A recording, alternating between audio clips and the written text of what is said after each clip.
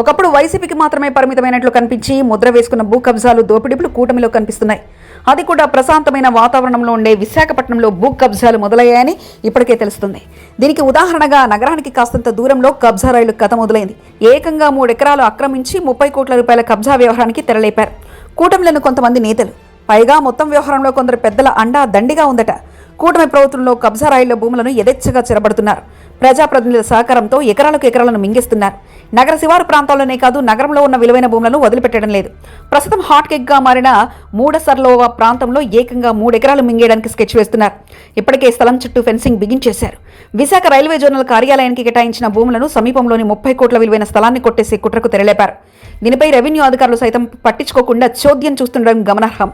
జిల్లాలో ఎక్కడ ఎటువంటి నిర్మాణాలు, ప్రాజెక్టులు ఏర్పాటైనా నిబంధనలు, కోర్టు కేసులతో హడావిడి చేసే ఒక కార్పొరేటర్ ఈ అక్రమ విషయాన్ని తెలుసుకుని నిమిషాల్లోనే ఆ స్థలంలో వాలిపోయాడు. ఇప్పటికీ వారం రోజులు దాటిన ఆ భూ ఆక్రమణపై సదర్ కార్పొరేటర్ నోరు తెరవకపోవడం గమనార్హం. అక్రమదారులతో తెర వెనుక సెటిల్మెంట్ చేసుకున్నట్లు వార్తలు గుప్పుమంటున్నాయి.